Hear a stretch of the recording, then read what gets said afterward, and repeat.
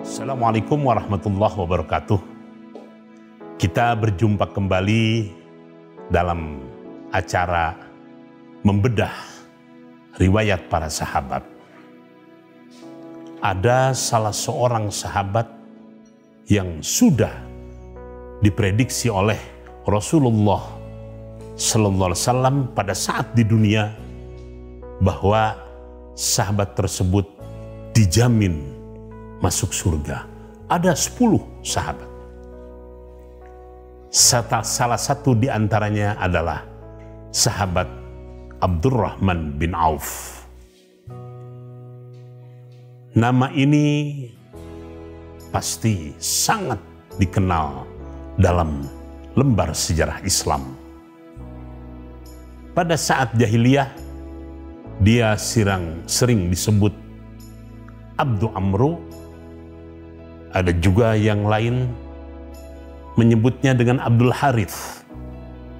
Malah sering juga disebut Abdul Ka'bah. Karena nama-nama ini nampaknya kurang sesuai dengan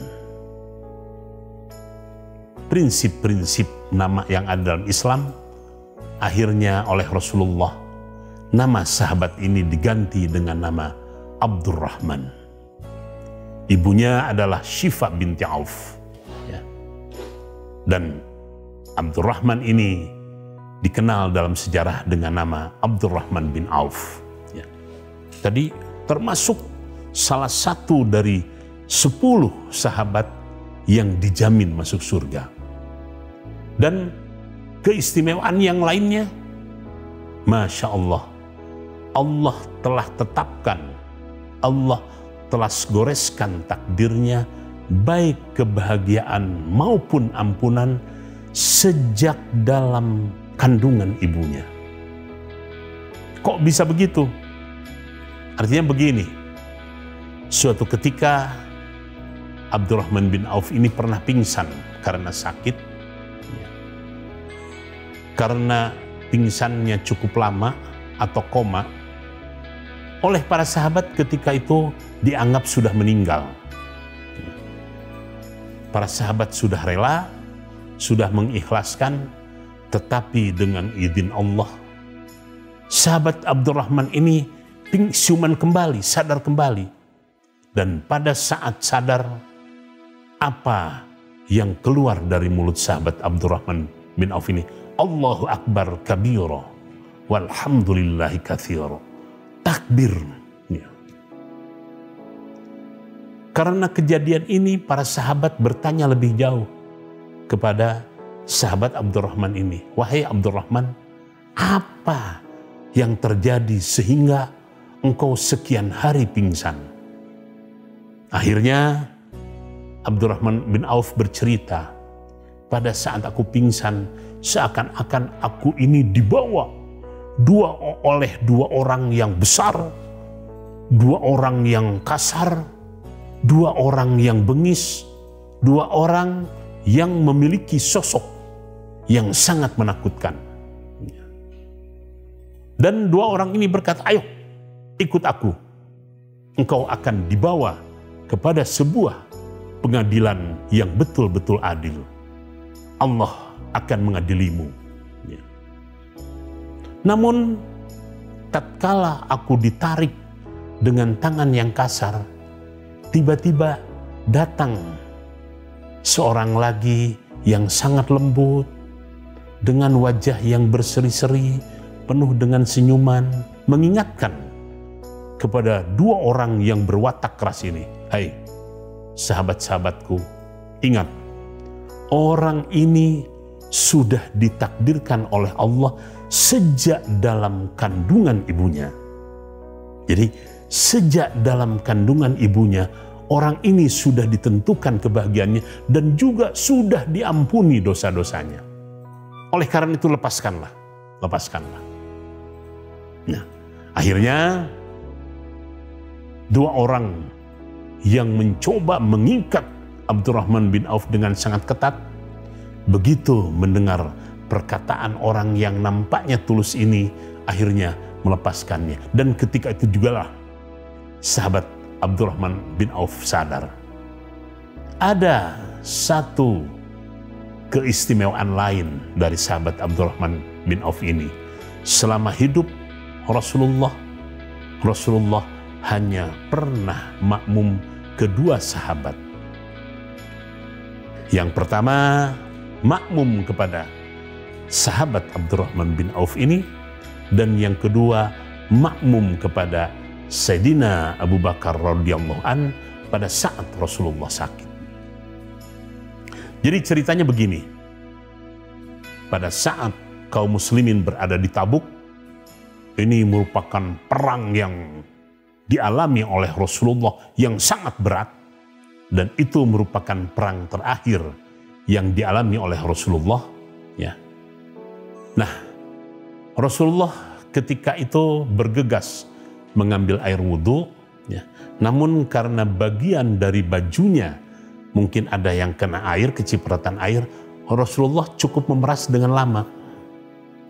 Karena Rasulullah ditunggu cukup lama, tidak muncul-muncul juga, akhirnya dengan inisiatif diri, sahabat Abdurrahman bin Auf ini maju ke depan, tampil menjadi imam sholat. Sholatlah. Pada saat berlangsungnya sholat, Nabi datang, akhirnya Nabi mengikuti sholat dengan Imam Abdurrahman bin Auf. Namun karena Nabi sholat, sahabat Abdurrahman bin Auf sudah melaksanakan sholat untuk sekian rakaat, maka Nabi ketika itu mengajarkan kepada kita bagaimana yang namanya hukum masbuk dalam sholat. Jadi cerita hukum masbuk dalam sholat adalah kejadian Rasulullah bermakmum kepada sahabat Abdurrahman bin Auf. Nah, selain itu kita juga ingin melihat sebuah perjalanan dari sahabat Abdurrahman bin Auf ini. Tatkala masuk hijrah, masuk kota Madinah, ada satu kebiasaan, satu tradisi, satu sistem, satu aturan yang diterapkan oleh Rasulullah agar supaya terjadi yang namanya kedamaian dan keharmonisan hidup. Rasulullah selalu mempersaudarakan sahabat Muhajirin yang datang dari Mekah dan sahabat Ansor, sahabat-sahabat yang sudah memeluk Islam yang berada di Madinah. Nah, sahabat Abdurrahman bin Auf ini dipersaudarakan oleh Rasulullah dengan sahabat Sa'ab bin Arabi al-Ansari. Ya. Kebetulan sahabat Sa'ab ini orang yang cukup kaya dan punya istri dua. Punya istri dua.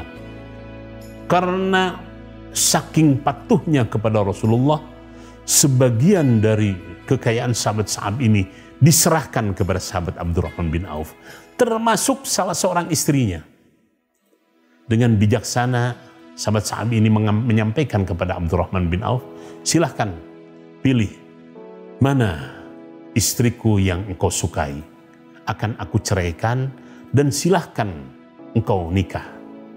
Masya Allah, itulah sebuah pengorbanan dari seorang sahabat Ansor di Madinah tatkala terjadi sebuah proses persaudaraan antara Ansor dan Muhajirin. Singkatnya cerita, setelah habis idahnya, dinikahkanlah kepada Abu Hurairah, kepada Abdurrahman bin Auf, Abdurrahman bin Auf. Dan Abdurrahman bin Auf ini untuk bisa menikah dengan mantan istrinya Sa'ab ini, beliau sengaja kerja keras. Kerja keras ya di pasar Koinuko ya. Di Madinah, dia membantu yang lain-lain, dia selalu menjual keju dan samin. Hasil dari itu semua, akhirnya beliau wujudkan untuk membeli emas sekitar sama dengan biji kurma.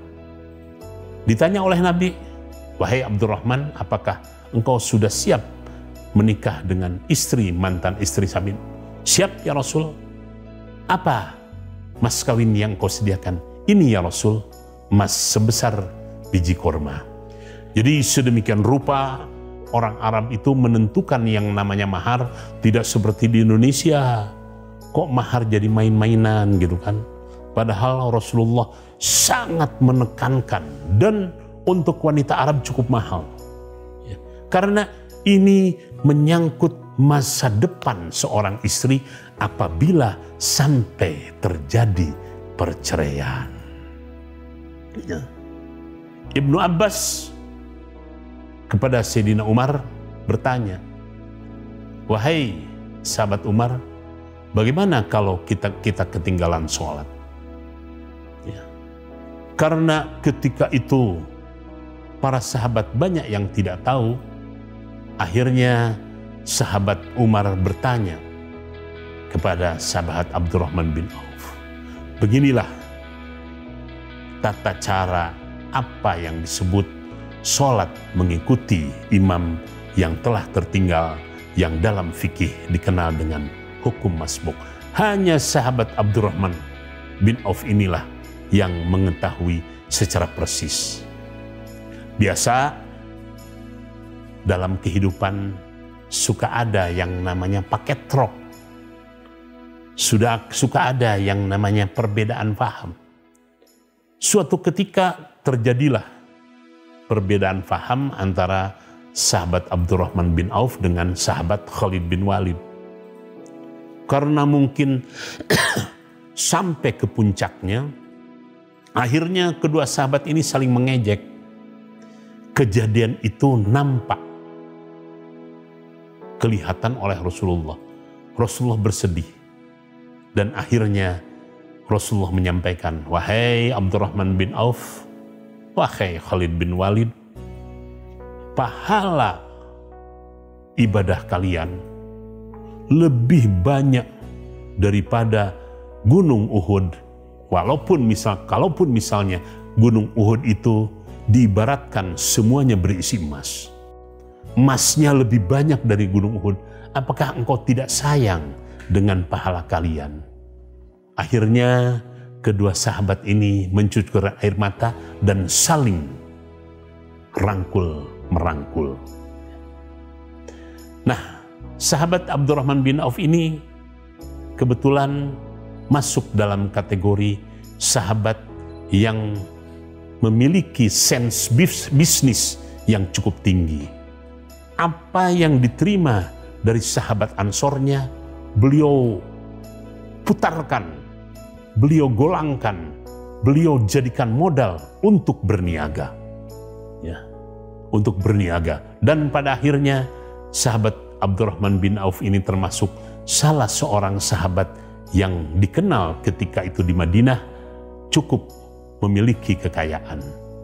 Pada saat meninggal, sahabat Abdurrahman bin Auf ini meninggalkan 1000 unta, 300 kambing, dan 100 kuda. Dan ada satu keistimewaan dari sahabat Abdurrahman bin Auf ini.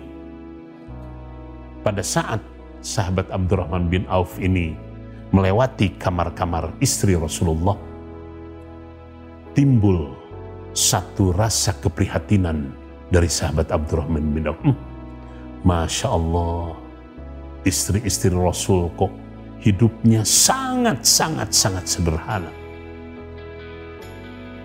Akhirnya dari kejadian tersebut memotivasi sahabat Abdurrahman bin Auf untuk menjual sebagian kebun kurbannya yang berada di Madinah. Ya. Kebun kurma ini dijual. Ya.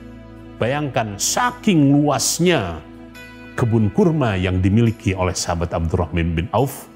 Sahabat Abdurrahman bin Auf memiliki 20 unta.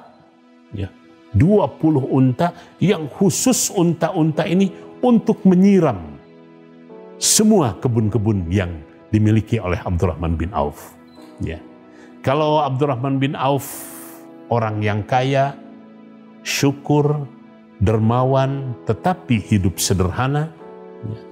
Kalau Uwais, sahabat Uwais, orang yang miskin, tawakal, sabar, istiqomah dalam beribadah. Sementara Abu Dzar dan Abu Ubadah kita kenal sebagai orang yang mengawali atau memberikan contoh bagaimana hidup zuhud dan bagaimana ibadah istiqomah. Dan dalam perjalanan berikutnya, sahabat Abdurrahman bin Auf ini dinikahkan oleh Rasulullah dengan Ummi Kulsum binti Uqbah. Jadi setelah menikah dengan majikannya, kemudian dinikahkan lebih lanjut dengan Ummi Kulsum. Dan yang ketiga, sahabat Abdurrahman bin Auf juga dalam kehidupannya pernah dinikahkan dengan salah seorang putri tokoh Nasrani yang bernama Al-Asbagh bin Amr Al-Khalidi.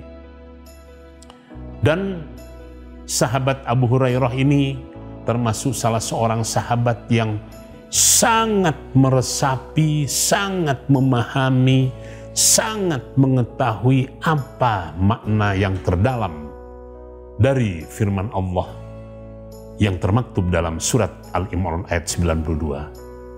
A'udzu billahi minasyaitonir rajim. Lan tanalul birra hatta tunfiku mimma tuhibbun. Wa ma tunfiku min syai'in fa innallaha bihi alim. Ya. Sahabat Abdurrahman bin Auf sangat memahami. Oleh karena itu, walaupun kayanya bukan main, namun Masya Allah, kedermawanannya pun tidak terbatas. 1/3 penduduk Madinah makannya berada dalam jaminan sahabat Abdullah bin Mas'ud. 1/3 kekayaannya dipinjamkan, 1/3 dibayarkan untuk membayarkan hutang-hutang orang Madinah, dan 1/3 dititipkan di Baitul Mal. Ya. Dan demikian juga beberapa bagian warisannya karena masih tersisa diwariskan kepada sahabat-sahabat yang masuk dalam kategori ahli Badar. Dan tadi sempat saya utarakan secara sepintas, pernah menjual kebunnya dengan harga 400.000 dirham, dan hasil penjualan tersebut dibagikan semuanya kepada istri-istri Rasulullah Sallallahu Alaihi Wasallam. Dan imbalan dari semua itu Rasulullah menyampaikan kepada sahabat Abdurrahman bin Auf, "Ya Abdurrahman, engkaulah orang yang akan pertama kali meminum air salsabil." Salsabil adalah merupakan salah satu dari sekian sungai yang berada di surga. Dan airnya ini Masya Allah, air dari sungai Salsabil akan terasa sebagaimana apa yang diinginkan oleh si peminum. Kalau sekarang misalnya, aduh aku ingin merasakan minum stroberi, diminumlah air itu dan terasa stroberi. Aku ingin minum rasa lemon tea, muncul lemon tea. Ya. Aku ingin merasa melon. Ya. Itu salah satu di antara dari sekian kelebihan air salsabil. Dan puncaknya dari sebuah kedermawanan dari sahabat Abdurrahman bin Auf ini, pernah suatu hari membebaskan rata-rata 30 budak. Padahal harga seorang budak bukan main. Dia dalam sebuah kesempatan mengatakan, kalau sekiranya sahabat Mus'ab bin Umair ini merupakan orang Madinah pertama yang masuk Islam. Pada saat meninggal, karena sahabat Mus'ab ini mungkin orangnya sangat tinggi dan kain yang dipergunakan, kain kafan yang pas-pasan, pada waktu dipakai, kalau kepala tertutup, maka bagian kaki terbuka. Kalau ditutup bagian kaki, maka bagian kepala terbuka. Sahabat Umar saja meninggal dalam keadaan demikian. Kemudian sahabat Abdurrahman ingat kepada sahabat Hamzah yang meninggal di perang Uhud. Yang dipergunakan adalah baju yang dipakai pada saat perang. Aku pun ingin meninggal dalam keadaan sederhana. Aku malu kepada dua orang sahabat ini. Dan puncak dari dikabulkannya doa Abdurrahman bin Auf ini, ya, Abdurrahman bin Auf pernah berdoa, ya Allah, mudah-mudahan aku diberi kehidupan jangan sampai melampaui sebuah zaman yang penuh dengan cobaan yang berat. Jadi ketika itu kaum muslimin mengalami sebuah masa, sebuah zaman di mana ada seorang gubernur, ada seorang panglima yang Masya Allah bukan main kejamnya, yang bernama Hajjaj bin Yusuf. Sahabat Abdurrahman bin Auf sudah memprediksi dan beliau minta jangan sampai meninggal di tahun itu. Dan ternyata doanya dikabulkan oleh Allah. 1 tahun sebelum kejadian itu, kejadian Hajjaj bin Yusuf adalah tahun 60 Hijriah, dan Abdurrahman bin Auf berpulang ke rahmatullah tahun 59 Hijriah. 1 tahun sebelum kejadian tersebut, Allah mencabut kembali, Allah mengambil kembali kehidupan sahabat Abdurrahman bin Auf, dan beliau meninggal dalam usia 75 tahun, dan beliau meninggal yang menjadi imam sholat jenazahnya adalah Khalifah Utsman bin Affan. Mudah-mudahan bisa memberikan makna kepada kehidupan kita. Wassalamualaikum warahmatullahi wabarakatuh.